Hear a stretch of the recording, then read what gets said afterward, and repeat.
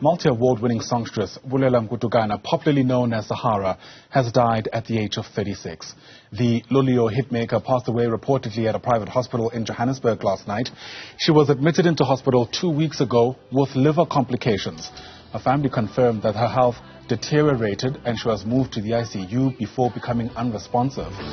Now, over the years, the music sensation released numerous best-selling studio albums, scooping 17 South African Music Awards in her career. Now, here on the AM Report, we had the privilege to speak to Zahara. It was in June last year, and at some stage I asked her about her plans for the future. Take a listen. Besides that, I'm doing a tour, so I'll be in your province, I'll be in your cities, I'll be in your villages. I started because I'm celebrating 11 years in the game. Yeah. 11 years, whether it is nice, it's tough, I do not regret. I love the fact that I inspire, even if it's just one soul out there. So I'm celebrating since Loliwe, 11 years. Sure.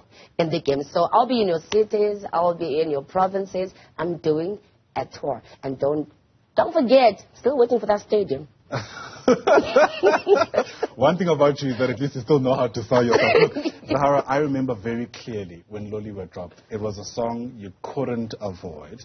And if there's things about anointings and special gifts out there, you're certainly among the people who are counted. So keep your head up. I get the sense that it's nowhere near over until the fat lady sings, as the saying goes. So thank you very much for coming in to speak to us. Thank you so much. Like I always say, maybe I will die on stage.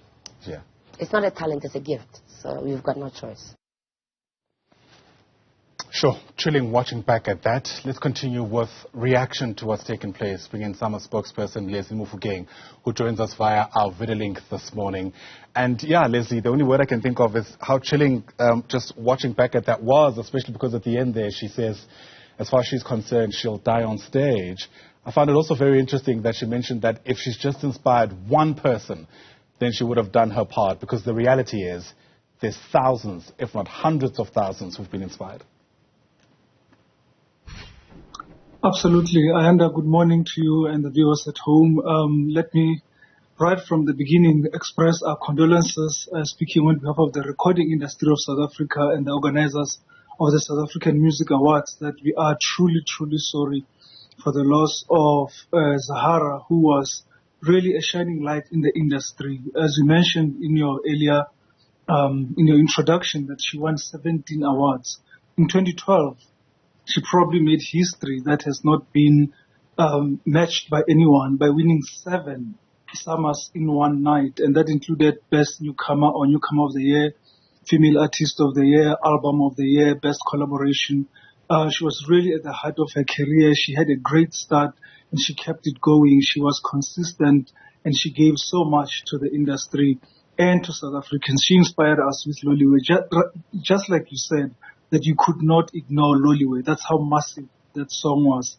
And as the industry, would like to express our condolences to the family and the friends and supporters, fans, and everyone who really appreciated the music that Zahara gave us as a nation. Yeah, it was her resonance for me that really stood out. You know, you could walk on any street just after Loliwe was released, and from the toddlers, age 5, 6, 7, right up till the adults, everybody would belt out Loliwe. And not every musician is able to get that right. And I wonder, now that we're reflecting on, you know, the uniqueness of her career, her voice, her approach, her interpretation, I wonder what you reckon it was about Zahara that touched so many people so intimately. I'd like to think it's her authenticity. I was fortunate to interview her in 2012 or 2011 when I was still a journalist at the City Press. Probably one of the first articles that were written about her. She was already known as Spinach, where she came from in the Eastern Cape, in East London. And then she sort of revamped and got given this name Zahara and became this national superstar. And I think it's the themes in her music. I think she was genuine. I think she was authentic. I think also that guitar, I mean, she was a two-trick act. She could sing, her voice could reach the heavens, and she could strum that guitar, and she could evoke emotions. She was talented in that way. It's not every day that you find a musician that has an amazing voice and is also gifted as a guitarist or an instrumentalist. So that made her special, and that made her a special act, really. And the awards speak for themselves, how the people responded to her music. Loliwe was an anthem. I mean, I think it rivaled Nkosi Sikeleli Africa because of how popular it was and how everyone sang along to it. And it's not surprising that today we sit here and when we think of Zahara, we think of Loliwe more than any other song. Yeah, and of course there are many, many other songs, and I'm sure throughout the course of the day, you and I will be belting along as we reminisce on the contribution that she's been able to make. That interview took place at Auckland Park. It was in 2011, and I've got precepts of what you wrote, and with such great lucidity. I'm going to read part of it verbatim, if you don't mind. You write that her dexterity on the guitar and raw, sincere voice resonated with East London's cool cats, quasi-intellectuals, pot-smoking Rastafarians, and the bohemian crowds of the quiet seaside town. We'll speak about your writing at another time, because that's just brilliant. But there's something to be said about that, right? If music is a language, the likes of Zahara were completely proficient at it, and that's why I think even for those who don't necessarily understand linguistically what she's saying, are able to sing along and are moved by those words. Absolutely. Thank you, Ayanda. Thank you for reading that and taking me back to 2011 during my days as a journalist at the City Press. I think that's really what Zahara's story is about, this amazing crossover talent that did not speak for a particular section of society, but resonated across the board. Her journey to stardom and her journey to a better life is stuff of legends. It's quite inspiring. It's a typical South African story.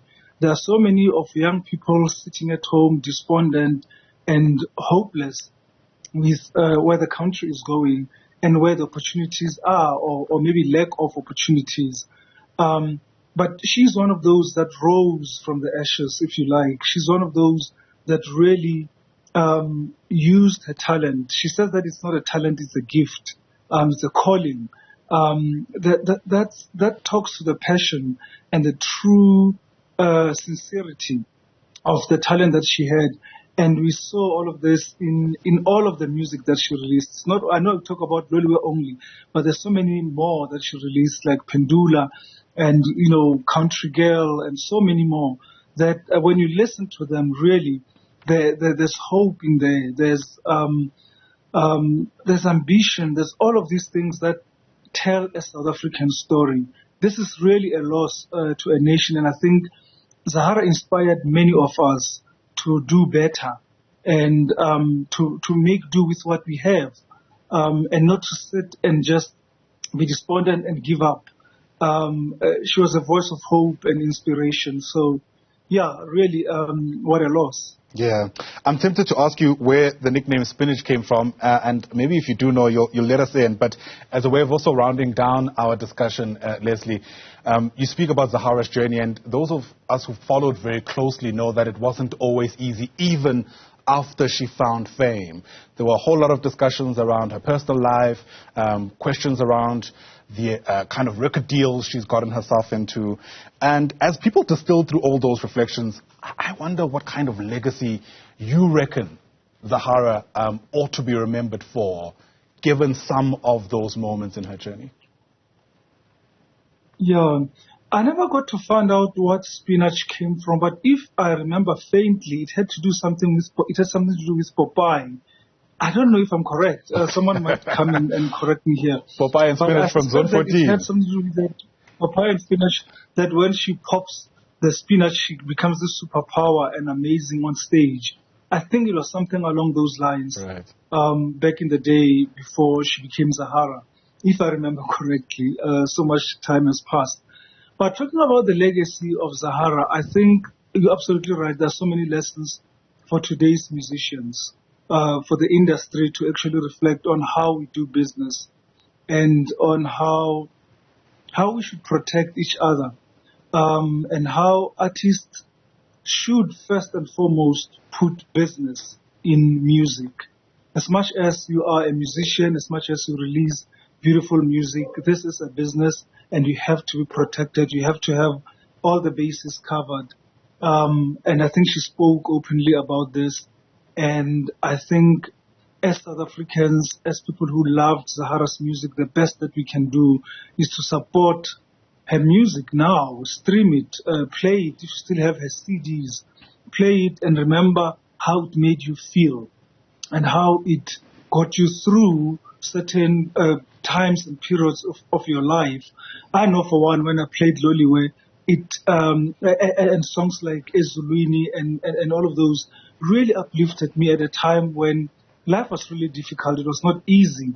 Already as far back as 2011, being a South African, we had so many challenges.